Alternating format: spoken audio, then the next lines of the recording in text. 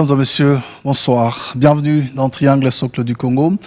Nous revenons encore aujourd'hui pour répondre aux questions liées notamment au débat autour du budget, débat pour lesquels le Premier ministre avait déjà répondu la semaine passée.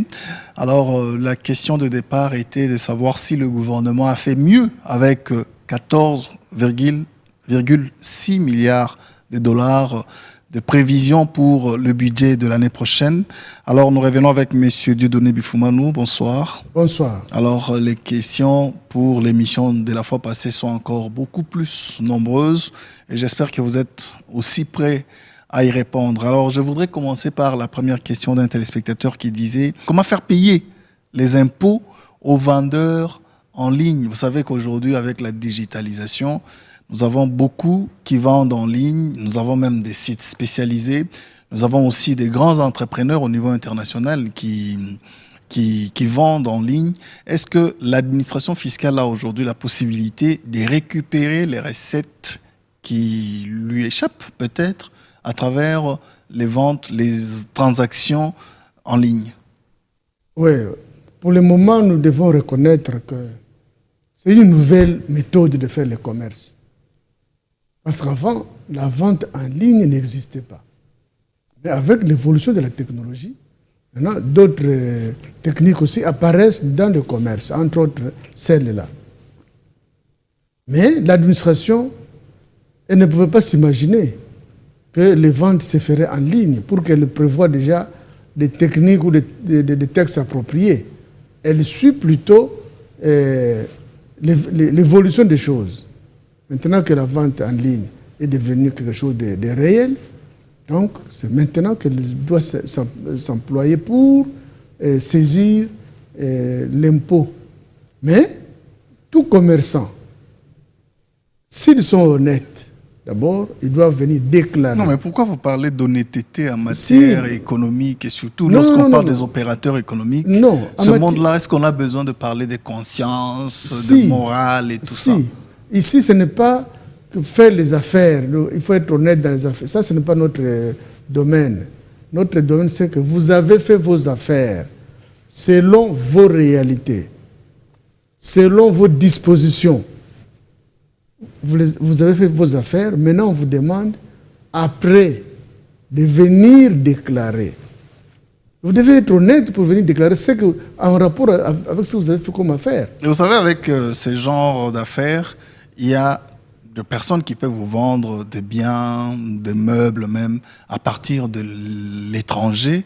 Vous achetez ici. Bon, comment lui viendra déclarer ici, par exemple? Non, mais ils font ça à travers qui? Ils ont toujours des répondants sur place. Vous n'allez pas... C'est-à-dire, il y a des sites qui sont basés ici, qui exigent tout ça. L'argent, vous allez déposer où? Donc, ils doivent avoir des répondants. C'est là où je parle de l'honnêteté. Sinon, ils vont cacher ce qu'ils font et puis après, ils ne déclarent rien. Et vous savez, ceux qui travaillent en ligne, par exemple, ils n'ont peut-être pas besoin de l'immatriculation à l'impôt, ils n'ont pas besoin des registres de commerce et tout ça, parce que tout ça se passe apparemment en virtuel. Mais c'est ça, c'est-à-dire c'est une nouvelle technologie. Maintenant, au niveau de l'administration, on doit s'adapter à cette nouvelle technologie. Et il ne faut pas oublier qu'il y a sous d'autres cieux, c'est presque 40 ou 50% des transactions qui se passent en ligne. Et peut-être leurs administrations ont réussi déjà à faire payer des impôts à ce niveau-là. Et déjà, chez nous, nous avons même des problèmes au niveau des frais de transfert. Est-ce que l'administration a déjà réussi même à canaliser tous les bénéfices et surtout les droits de l'État vers les caisses publiques? Mais raison pour laquelle nous vous disons dans le domaine même des transferts ici, simple. Je n'en disconviens pas. Raison pour laquelle nous disons que c'est un problème, c'est une nouvelle technologie. Donc l'administration doit s'adapter à cette nouvelle technologie. C'est comme par exemple la télédéclaration. Au lieu que les gens se déplacent pour aller déclarer auprès de l'administration fiscale, maintenant l'administration s'adapte à cette nouvelle réalité et commence à demander aux contribuables de déclarer en ligne. Donc vous ne vous déplacez pas, mais de là où vous êtes, vous déclarez. C'est une adaptation à la technologie. Donc les aspects fiscaux à déduire, c'est-à-dire les déductions fiscales qui doivent être faites par rapport à cette logique de vente en ligne, ça doit être maîtrisé par l'administration. Il y a des gens intelligents dans nos administrations. C'est question tout simplement de les mettre au pas en disant désormais voilà comment on doit procéder. Mais le monde bouge, si je vous comprends bien. Mais donc l'administration n'a pas encore fait un pas dans ce domaine-là. Justement, raison pour laquelle nous disons que il peut y avoir un petit retard parce que ce n'est pas facile aussi de dévancer les événements. Donc les textes suivent l'évolution. Vous savez même, les supermarchés aujourd'hui vendent en ligne. Ici à Kinshasa, je peux commander en ligne. Est-ce que l'administration peut retracer aussi de telles transactions? Voilà. Prenons le cas. L'administration a la facilité de tracer chez qui. Là, vous avez un livre comptable et tout ça, mais des traces électroniques, digitales, c'est compliqué quand même. Non, ne soyez pas obnubilés par tout ça. On peut retracer tout ça. Prenons le cas, par exemple, d'une maison. Vous achetez en ligne les pizzas. Mais ils ont une comptabilité. Combien de pizzas vous avez livré ce jour-là? Nous avons livré 20. Et par jour, et le lendemain, on a livré 14. Mais il suffit de faire la sommation, vous avez les chiffres d'affaires. On a déclaré très bien les chiffres d'affaires en question. Donc, ce n'est pas compliqué. Si elles sont capables de faire ça, les autres aussi en sont capables. Vous parlez... Mais ne mystifions pas les choses. C'est-à-dire, c'est une nouvelle... C'est ce que je parle de l'honnêteté. Parce que c'est le contribuable qui vient déclarer. On ne vous dit pas, on ne vous oblige pas à déclarer quoi que ce soit. C'est vous-même. Soyez honnête, sincère, ayez le civisme fiscal. Venez déclarer ce que vous avez réalisé comme business. C'est tout. Alors, les impôts relèvent-ils de la loi ou aussi de la bonne volonté? Non. Mais c'est l'État qui a demandé ça. Que quelqu'un vienne déclarer de lui-même. C'est-à-dire, la déclaration, c'est vous-même. Nous sommes dans un système déclaratif. On ne vous oblige pas à venir déclarer. Disons, on vous oblige à venir déclarer, mais on ne vous oblige pas à venir déclarer combien. C'est vous qui avez réalisé vos activités. C'est vous qui savez combien vous avez réalisé comme chiffre d'affaires. C'est vous qui savez ça et ça et ça. Maintenant, on vous dit, va dire ça à l'État. Ce que tu connais, va dire ça à l'État. C'est tout. Maintenant, quand tu vas chez l'État, tu commences à inventer des choses. Donc, tu n'es pas honnête. Mais si tu étais honnête, ce que tu as réalisé comme business, tu vas dire ça à l'État. Mais l'État, c'était immédiatement. Il dit, voilà un bon citoyen qui vient déclarer ce qu'il a réalisé et l'impôt correspondant est d'autant. L'affaire est terminée. Vous parlez de bons citoyens, mais ici, nous reconnaissons également, moi et vous, que dans notre pays, l'économie est pour la plupart tenue par des expatriés et à eux, il ne faut pas parler de citoyenneté, mais de l'application de la loi. Est-ce que l'administration est quand même aussi outillée par rapport à ça? Mais pourquoi ils travaillent ici chez nous? Les lois qu'ils appliquent, ce sont nos lois qu'ils doivent respecter. Ils ne doivent pas dire que je travaille ici au Congo, mais j'applique la loi de mon pays. Non. Ils doivent appliquer nos lois. Donc, ils doivent se soumettre à ces lois-là. Quelle est cette loi qui les exempte quand ils sont exemptés ou exonérés? Ils respectent la loi. Mais quelle est la loi qui, comme tu es étranger, ne paye rien? Non, ils doivent payer. Donc l'honnêteté est exigée auprès de tout le monde. Mais c'est là où la petite faiblesse de l'administration, c'est qu'on ne s'est pas encore adapté à cette nouvelle technologie. C'est-à-dire, pour faire un contrôle fiscal, par exemple, très sérieux auprès de ces gens-là, mais ça devient compliqué. Donc il faut connaître sérieusement l'informatique, il faut connaître le système mondial, comment il évolue. Et là, ça exige quoi? Non pas que les agents soient incapables de faire ça, mais ça exige simplement un renforcement des capacités. Vous renforcez ces gens-là à maîtriser l'informatique. Il y en a qui, au Congo, nous avons beaucoup de personnes qui maîtrisent l'informatique. Nous demandons seulement... Donc on renforce seulement la capacité de ces administrations pour dire, désormais, comme il y a eu telle nouvelle réalité qui viennent de se créer à travers le monde, maintenant, vous, adaptez-vous tout simplement à cette nouvelle réalité. C'est tout. Il n'y a pas un problème mystique là-bas ou bien, disons, tellement dur qu'on ne sait pas résoudre. On peut tout résoudre. C'est question seulement d'être sérieux nous-mêmes pour affronter ce genre de choses. Alors, la question d'un autre téléspectateur, vous savez que chez nous, la plupart des vendeurs en ligne aussi, et surtout les particuliers, ne sont pas identifiés ou bien immatriculés. Alors, un téléspectateur voudrait savoir ici, les conditions pour obtenir un numéro d'impôt semblent être beaucoup plus difficiles et complexes à réaliser pour une personne physique. Est-ce que les conditionnalités sont aussi serrées au niveau de l'administration pour ça? Non, ce sont les paresseux et les malhonnêtes qui le disent. Comment vous expliquez ça? Mais oui, parce que qu'est-ce qu'ils font? Il a un business qu'il voudrait réaliser, la plupart d'ailleurs. Dans leur préoccupation, j'ai 10 000 $ en poche, je voudrais faire un business. Et ils cherchent, qu'est-ce que je dois faire? Ah non, va acheter l'huile de palme à gauche, tu vas vendre à droite, tu fais ton business. C'est ce qui les intéresse. Ils ne pensent même pas que l'État existe. Ils ne pensent même pas que nous vivons dans un contexte où vous avez besoin de la paix pour faire ces affaires-là. Ça ne leur dit rien. Maintenant, ils commencent ces activités comme les problèmes de l'État. Ça ne lui dit absolument rien que l'État fasse son boulot. Et lui croit que l'État, pour qu'il fasse son boulot, il doit le faire de lui-même. Et que lui a son boulot, qu'il fait son commerce, c'est lui-même qui doit faire ça. Alors que, maintenant, il commence les transactions, mais il oublie tout. Il se voit au centre du monde. Et quand on lui pose la question, mais vous n'avez pas posé tel acte. Il commence à s'insurger contre les services de l'État, tout ça. Mais non. Quand vous commencez, vous savez que vous évoluez dans un milieu pacifique. Qui a pacifié ce milieu? C'est l'État. Quelles sont ces conditions pour que vous puissiez faire le commerce? Mais remplissez d'abord ces conditions. Non, mais nous ne payons quand même pas pour l'air que nous respirons. Si nous sommes dans notre pays, sur nos terres, on n'a pas besoin de s'inquiéter pour la paix parce que l'État est là. Alors, vous voulez dire que... Voilà l'illusion que l'homme se fait ou l'Africain se fait. Non, c'est une illusion. Vous parlez de l'illusion, mais attention, n'oubliez pas que quand on est chez soi, on ne peut que se sentir bien aussi. Alors, mais si vous êtes chez soi, restez dans votre maison du matin au soir, mangez l'air, comme l'air est gratuit, mangez cette air-là. Comme ça, au moins, vous serez plus à l'aise. Au moins, Dieu ne viendra jamais vous demander une facture de l'air.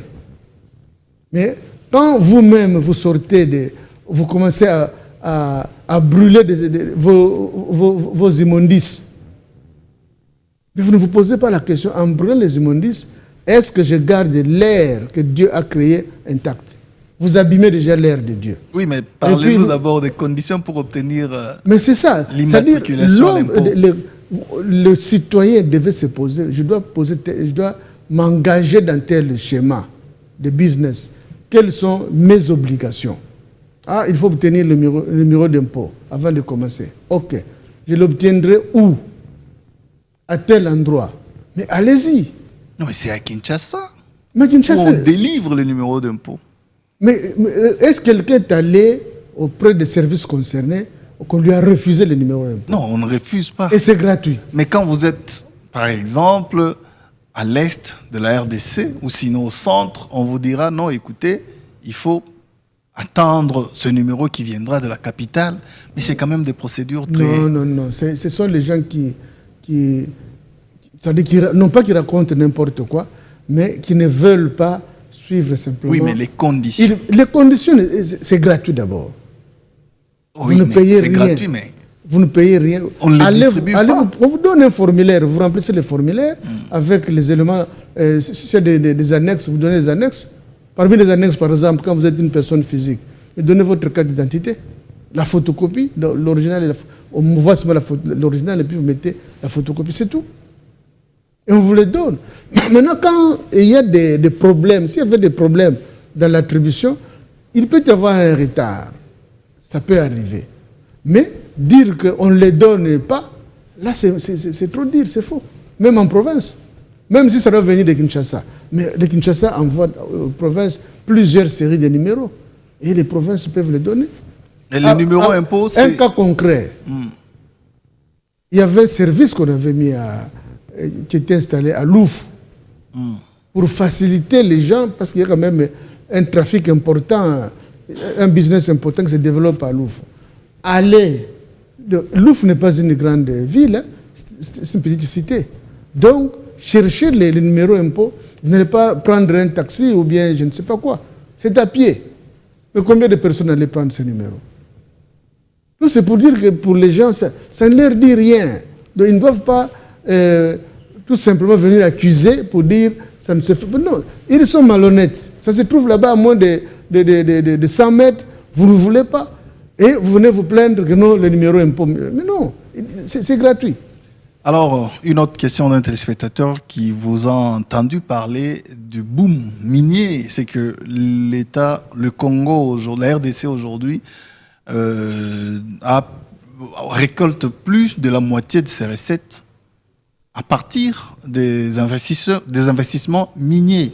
Alors, ces téléspectateurs disaient non, mais pour un État normal, c'est vrai, ce sont nos richesses naturelles, mais le Congo, avec sa densité, la population et d'autres moyens qu'il a, il faudrait bien penser à la diversification de l'économie pour que l'État puisse avoir des moyens en dehors du secteur minier qui pourraient l'aider à équilibrer même ces recettes-là au niveau du trésor public. Qu'en pensez-vous? Oui, c'est-à-dire, dans les domaines économiques, on n'est pas philosophe. Il faut être pragmatique. C'est-à-dire, le pragmatisme, c'est-à-dire à partir de la réalité que vous vivez. Vous n'allez pas spéculer pour raconter n'importe quoi, non.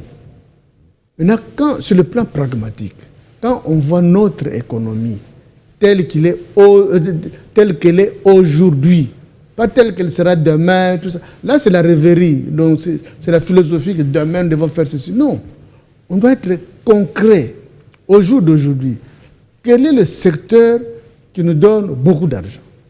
Parce qu'il fut un moment, il n'y a pas très longtemps, avant que les miniers ne commencent à prendre les dessus, mais il y avait les maisons de communication qui généraient beaucoup de recettes. Quand vous avez la recette à l'époque de Vodacom, de RTL, Celtel, comme on l'appelait à l'époque, ou Zen, vous avez Oasis, déjà les trois, mais ils donnaient beaucoup d'argent. C'était le secteur le plus important, qui donnait plus que les autres secteurs. Mais maintenant, il y a eu un renversement de situation. Ce sont les domaines miniers. Et vous voulez dire que les télécoms ne payent plus? Non, ça paye, mais par rapport au volume. À l'époque, les télécommunications donnaient combien? Les miniers donnaient combien? Maintenant, vous comparez. Vous verrez que les télécommunications étaient au top. Non, mais est-ce que ça ne fait pas aussi endormir notre gouvernement? Parce qu'on se rappelle aussi, à l'époque de Mobutu, il pouvait dire, écoutez, les recettes de la GECAMINE pouvaient bien l'aider à payer ses fonctionnaires et faire avancer, faire fonctionner l'administration. Est-ce que ce n'est pas aussi une sorte pour notre gouvernement aujourd'hui de dire non, écoutez, parce que nous avons les recettes qui viennent des mines, on n'a pas besoin d'investir dans d'autres secteurs pour diversifier notamment cette économie? Non, ce n'est pas la logique. Quand vous allez faire cette logique, donc vous vous renfermez dans vous-même et vous ne serez plus progressiste. Donc, tout est nécessaire. Non, mais ce n'est pas aussi clamer tout haut que s'il n'y avait pas de mines aujourd'hui, l'économie serait par terre. Non, mais avant les mines, l'économie était par terre. On s'est débrouillé. Donc, l'opportunité, c'est une opportunité. Vous voyez, quand on évolue, il y a ce qu'on appelle les événements. Les événements peuvent être positifs ou négatifs dans la vie en général. Quand ce sont des événements positifs, on les appelle les opportunités. Et quand ce sont des événements négatifs, on les appelle les risques. Maintenant ici, c'est un événement positif. Ce n'est pas qu'on avait beaucoup planifié pour que les secteurs miniers puissent donner beaucoup d'argent. Mais on a travaillé pour que les secteurs miniers puissent contribuer. Maintenant, en contribuant, on se rend compte que c'est devenu un secteur producteur. C'est une opportunité. Et l'opportunité est la conséquence de beaucoup de facteurs. Par exemple, la demande tout simplement des minéraux sur le plan international constitue une opportunité. La Chine voudrait faire des réserves de cobalt. Voudrait faire des réserves de cobalt. Dans sa planification, elle s'est dit, moi je dois avoir un stock de cobalt.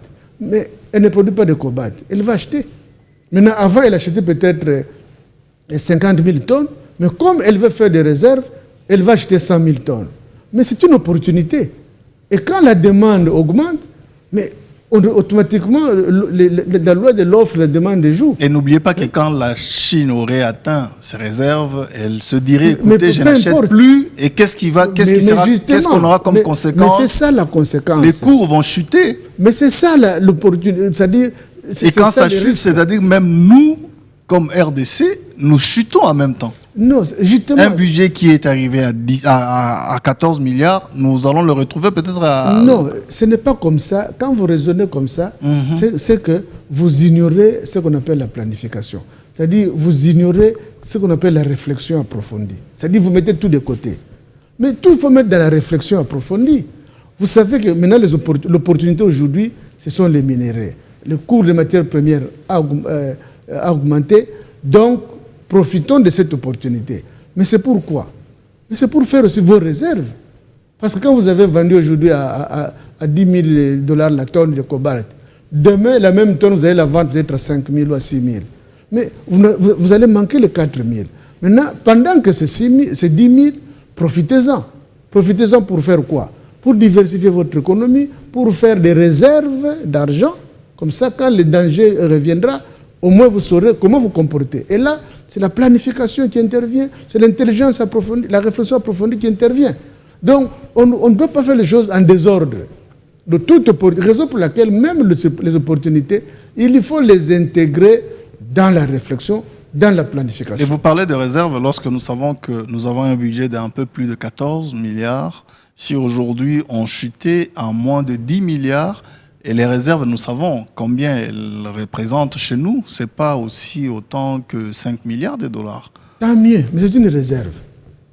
Et tant mieux, ça sera la conséquence d'une planification mal faite ou bien faite. Et la diversification de l'économie ne vous dit rien? Mais non, on vous dit ceci. Quand nous avons une opportunité, l'économie ne peut qu'être diversifiée. Est-ce que qui mange les cuivres ici? Mais pour vivre, on n'a pas besoin de mettre des assiettes dans le cuivre, même si on peut fabriquer des assiettes avec le cuivre. Mais qui va manger le cuivre? Donc, on a besoin de ceux qui produisent le poulet pour manger. Et le poulet, vous allez les manger crus. Donc, on a besoin de ceux qui vont prendre les braises dans la forêt pour cuire le poulet. Et puis, les poulets, vous allez les manger sans condiments, sans huile, tout ça. Vous allez préparer ça comment? Donc, on a besoin de ceux qui produisent l'huile de palme. On a besoin de ceux qui produisent des chikwang, des riz, ainsi de suite. C'est ça, l'économie. Donc, on ne néglige aucun secteur. Mais maintenant, quand un secteur, à ce moment-là, semble être plus intéressant, vous donne beaucoup d'argent, ça peut être conjoncturel comme ça peut être définitif. Quand c'est conjoncturel, profitez-en. Et maintenant, gardez un montant pour que quand il n'y aura plus suffisamment d'argent de cuivre, au moins, vous saurez acheter les riz avec ça pour la population, vous saurez importer ceci, vous aurez une réserve de fisc pour équilibrer la monnaie pour qu'il n'y ait pas une inflation. C'est ça la planification, c'est ça la réflexion approfondie. Oui, mais... De tout est nécessaire. C'est ainsi que j'ai toujours dit à tout le monde qui veut m'entendre, même les immondices ont de l'importance. Okay. Même les immondices. Quand votre épouse prépare le pondou, mais quand elle jette, dites un peu à votre épouse, bon, les déchets de Thomson ou des pondous, allez cacher ça dans les congélateurs. Pour qui vous allez la prendre? Donc la place de ces déchets-là, c'est dans la poubelle. Mais bien que vous les déposez dans la poubelle, mais c'est important. Parce que ça peut servir à autre chose. C'est ça, quand on parle de la diversité du monde, c'est ça. C'est-à-dire rien n'est plus important que les autres. Tout est important. Alors on comprend que l'opportunité économique pour notre gouvernement aujourd'hui, ce sont les mines. Mais une question, quel est selon vous le secteur dans lequel le gouvernement pourrait aussi investir pour créer une autre débouchée, par exemple? Oui, c'est-à-dire, c'est une préoccupation. Ce n'est pas seulement l'État qui produit la richesse. Ce n'est pas seulement l'État qui produit qui crée des sociétés. Oui, non, mais à travers les facilités qu'il accorde aux entreprises. L'État accorde certaines facilités. Voilà. Mais les facilités, quand on dit « venez investir chez moi », est-ce que l'État peut dire, il peut spécifier les domaines, hein, venez investir dans les domaines agricoles. L'État, quand on parle de la réflexion approfondie et la planification, c'est ça. Est-ce que je produis suffisamment à manger pour ma population? Et surtout, du côté agricole, dans le secteur agricole, nous sommes presque mais justement, au rabais. Maintenant, c'est à l'État de concevoir quelle stratégie je dois mettre en place pour que le domaine agricole soit efficace, pour que les gens se nourrissent sans beaucoup de difficultés. Ça, c'est sa planification. Et puis, après, je dis non, en dehors de l'agriculture, du secteur agricole, je voudrais qu'on privilégie, par exemple, le secteur textile. Parce que la population doit s'habiller. On ne doit pas voir des gens qui ne peuvent pas s'habiller parce qu'ils n'ont pas d'habits. Bon, privilégions aussi le domaine textile. Et puis après, bon, mais nous avons des grandes distances, privilégions aussi les routes pour que la circulation soit bonne. L'État peut privilégier parce qu'il y a des gens qui construisent, dans les domaines économiques, qui construisent les routes et se font rémunérer. Ils contribuent aussi à l'économie. Donc, on doit produire du ciment. Mais les gens peuvent venir. Dans le Congo central, il y a combien de cimenteries qui fonctionnent et qui vont bientôt fonctionner. Si on doit faire la sommation, ce n'est pas moins de 5, dans un rayon bien limité. Donc, c'est pour dire que la planification, c'est très important. On ne doit pas dire que ceci est mieux que cela. Mais nous voyons les domaines de Twitter, de Facebook. Les réseaux sociaux. Les réseaux sociaux. Quel est le domaine qui a beaucoup d'argent maintenant? Vous avez suivi dernièrement, on a vendu Twitter à 44 milliards. Est-ce qu'aujourd'hui, on peut vendre, je ne sais pas, la SNEL à 44 milliards? Ou la régie des eaux? Peut-être pas. 44, mais voilà, une société de réseaux vous coûte de loin plus cher qu'une société qui vous produit quelque chose d'indispensable pour la population. Mais quand on évalue la valeur, non. Les réseaux sociaux où il n'y a que la spéculation, les parler, on intoxique d'autres personnes, mais voilà comment ça coûte. Donc ça, c'est le monde qui évolue. Alors il faut intégrer ça dans l'évolution du monde et comprendre ça comme tel. Donc ne pas minimiser, mais quel est ce poulailler, cette ferme-là qui peut coûter 44 milliards? Alors que les gens doivent manger, on vous nourrit, mais malgré ça, les fermes ne coûtent pas 44 milliards. Mais là où on vous donne du plaisir à écouter des bêtises, c'est là où ça coûte plus cher. Maintenant, vous allez apprécier ça comment sur le plan international ou sur le plan de l'évolution du monde. C'est ça la réalité, le pragmatisme. On ne peut pas dire que non, là c'est la foutaise. Non, c'est ça la réalité et soyez pragmatiques pour comprendre ces réalités-là aussi. Voilà, une autre question d'un téléspectateur, parce qu'il nous reste que quelques minutes, malheureusement. Il revient sur votre théorie que vous développez très souvent, la maîtrise des risques, notamment dans l'administration publique. Il dit la fonction publique a été, le ministère de la fonction publique dans le gouvernement congolais a été étendu à la réforme et modernisation de l'administration publique. Est-ce que la maîtrise des risques s'applique aussi dans les services de l'administration centrale, par exemple? Mais pourquoi pas? Quand on doit parler de la réforme ou de la modernisation de l'administration, je ne sais pas quel contenu on a donné à ce concept de modernisation de l'administration. Si moderniser l'administration vaut enlever les machines, parce qu'à l'époque, il y avait des machines mécaniques, maintenant on est passé à des machines électriques. Il n'y en a plus, ça fait des décennies. Si le fait de commencer à utiliser dans nos administrations l'ordinateur, c'est ça la modernisation, ça c'est leur contenu. Mais or, moi, dans ma spécialité, ce n'est pas ça. Quand je vois l'état de notre administration, ce n'est pas de cette façon-là qu'on doit voir les choses. Il ne faut pas oublier la fonction publique, c'est juste le gestionnaire du personnel de l'État. Mais justement, maintenant il faut voir qu'est-ce qu'ils veulent moderniser. Parce que moi, si on me posait la question en tant que spécialiste du domaine, je dirais qu'il faut voir la modernisation sous 3 angles. Premièrement, il faut mettre en place les structures. Qui ne manquent pas. Il y a des directions, il y a des divisions. Mais justement, ces directions, si l'administration doit être modernisée, c'est qu'elle est faible. Et je le dis toujours, nos services ne sont pas bien organisés. Ça, on le reconnaît. Même. Mais justement, maintenant, commencer par quoi? Par organiser ces services. Et comment on organise ces services? Mais il faut préciser les attributions des uns et des autres. Avec précision, pas d'une façon superficielle, telle direction doit faire ceci ou cela. Non. Telle direction s'occupe des études. Oui. Mais c'est vague. Mais maintenant, dans cette direction, qui doit faire quoi? Il y a un directeur, quelle est sa tâche? Quelles sont ses attributions? Quelles sont ses tâches? Il faut tout décliner. Il y a des chefs de division. Quelles sont leurs attributions et quelles sont leurs tâches? Il faut tout décliner. Dire avec précision que vous, monsieur le chef de division, vous, monsieur le chef de bureau, voilà vos attributions et voilà vos tâches. Donc, vous devez savoir ce que vous devez faire. Donc, qui fait quoi?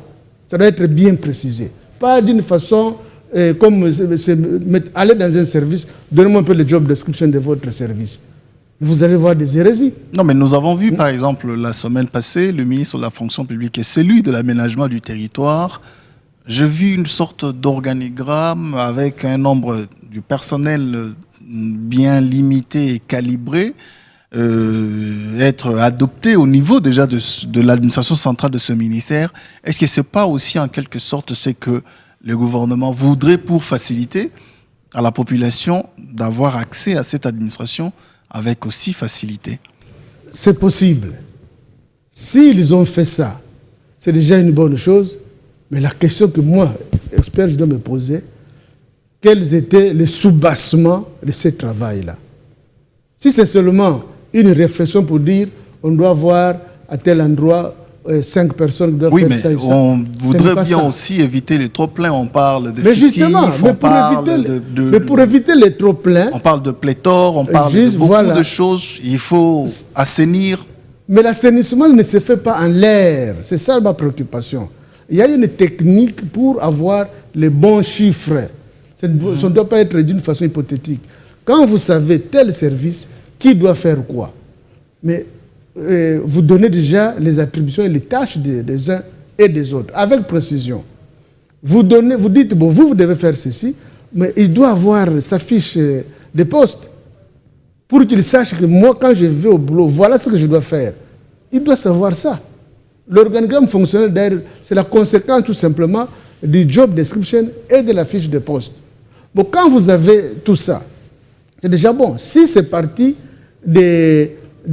au point de départ. Les points de départ, ce sont les objectifs. On ne doit pas concevoir des organigrammes sur base intuitive. Non. Nous partons des objectifs. Bon, cette direction doit atteindre quel objectif? Et donc, si je comprends bien, selon vous, l'administration publique, ce n'est pas seulement un pourvoyeur d'emploi, mais c'est un pourvoyeur de vrais services rendus à la population. Mais c'est ça. L'administration, ce sont les services que l'État rend à sa population. Maintenant, ces services sont gérés par des personnes. L'administration, c'est quelque chose d'immatériel. Mais c'est matérialisé comment? Par les travaux, les gens, les hommes qui doivent travailler. Maintenant, ces hommes doivent faire quoi? Mais c'est pour atteindre quel objectif? Nous voulons ceci. Maintenant, sur base de l'objectif, vous dites maintenant qu'est-ce qu'il faut faire pour atteindre cet objectif. Et c'est là où vous allez concevoir maintenant les bons job description. Vous allez confier de bonnes attributions aux gens avec précision. Et puis, vous faites une cartographie de ces risques-là. Parce que ce sont les risques, c'est-à-dire les différentes cartographies qui vont vous donner le nombre que pour atteindre tel objectif, on a besoin de 20 personnes. Mais ces 20, ça doit être expliqué. Pourquoi on a besoin de 20 personnes? Ce n'est pas intuitivement 20 personnes, non. On a besoin de 20 personnes parce qu'il y a une personne qui doit faire ceci. Nous sommes dans la logique d'atteindre tel objectif, tel doit faire ceci, et telle tâche on doit la confier. Une seule personne, ça ne suffira pas, il faut au moins 2 ou 3, et puis ainsi de suite. Total, on aura besoin de 15 personnes, 20 personnes. Comme ça, au moins, vous êtes sûr, vous avez une assurance raisonnable que vous allez atteindre l'objectif. Mais quand vous faites ça d'une façon intuitive, donc vous pouvez avoir 10 personnes, et puis après, vous vous rendez compte que 10 personnes, c'est insuffisant, il en fallait 30. Et quand vous mettez 30, vous constatez que non, il y a pléthore, il y a un chômage déguisé. C'est tout ça. Vous voulez dire que notre fonction publique, notre administration publique, c'est à repenser? Mais bien sûr. Est-ce que c'est vraiment compliqué à dire? Nous connaissons ça, nous connaissons cette administration. Ce n'est pas qu'on parle en l'air. On peut leur dire par où commencer. On doit refaire, c'est-à-dire la réforme. Si la fonction publique veut réussir dans sa réforme, veut moderniser l'administration, elle doit commencer par là. C'est-à-dire les structures doivent être claires, les attributions doivent être bien définies, avec précision, et les objectifs doivent être bien précisés. Donc tous les risques doivent être maîtrisés. Maintenant, quand vous avez cette possibilité de maîtriser les risques, vous posez la question, parce que c'est aussi un risque. Vous pouvez bien faire les choses sur papier, mais qui doit exécuter? Maintenant, vous allez voir ces personnels. Est-ce que ces personnels est compétent pour faire ce travail? S'ils n'ont pas ces prérequis-là, ou s'ils ont besoin de connaissances, vous renforcez leurs capacités. Au lieu que la Banque mondiale vous donne l'argent, renforcement des capacités, une dame qui préparait des chikwang, maintenant on renforce ses capacités pour qu'elle en produise 5. Mais voilà. Et on dépense de l'argent pour ça. Mais parce qu'il y a des ONG qui vont à gauche ou droite, soi-disant renforcer les capacités, mais pour les résultats n'est pas là. Mais quand on forme, on se dit on a besoin de telles qualités de personnel pour l'administration, on les forme, ou on peut les recruter, mais on doit les former ou les recycler. Comme ça, on renforce leurs capacités et on s'assure que du point de vue personnel, nous avons des gens capables d'exercer ces attributions-là. Et enfin, mais ce sont des hommes. Ils ne doivent pas rentrer à l'époque coloniale où tout se faisait à la main. Maintenant, il faut des moyens pour qu'ils aient des machines, pour qu'ils aient des personnels qui doivent saisir ceci ou cela. Donc là, maintenant, viennent les moyens. Si ils ont besoin de moyens de déplacement, mais il faut doter les moyens de déplacement. S'ils ont besoin d'autres choses, de l'Internet qui doit toujours être là, parce que nous sommes dans une autre ère. Mais vous le faites. Voilà les 3 dimensions. Structure, qui doivent être bien pensées. La dimension personnelle, il faut avoir un personnel approprié, donc pour lequel le renforcement des capacités doit être quelque chose de fondamental. Même si vous endettez pour 100 millions à la Banque mondiale ou au Fonds monétaire, au moins si c'est pour renforcer les capacités du personnel, c'est une bonne chose. Vous êtes au moins sûr du rendement. Oui, au moins vous êtes sûr du rendement. Et maintenant, les moyens. Ils ne doivent pas faire les pieds, ils ne doivent pas s'asseoir sur terre ou sur la pelouse. Il faut leur donner des fiscs de chaises, des tables, ainsi de suite. Les moyens matériels maintenant viendront compléter. Et là, vous aurez la précision. On a besoin de combien de tables? On a besoin de combien de ceci? Tout ça, quand c'est bien ordonné, là, on peut parler de la modernisation de l'administration. Donc, si c'est de la foutaise. Si je comprends bien, la maîtrise de risque dont vous avez toujours parlé et pour laquelle vous êtes expert, a toute sa place dans notre fonction publique, dans notre administration, pour un meilleur rendement de ces fonctionnaires de l'État. Inévitablement. En tout cas, passer outre, c'est que vous ne voulez pas moderniser l'administration. Voilà. Nous sommes arrivés à la fin, mais je pense prochainement, on aura encore autant de questions. Et les gens pourraient bien vous contacter et poser leurs questions à travers le numéro affiché au bas de l'écran et vous serez prêts à y répondre. Très bien. Voilà, mesdames et messieurs, nous sommes arrivés à la fin de ce triangle socle du Congo. On se retrouve prochainement sur la même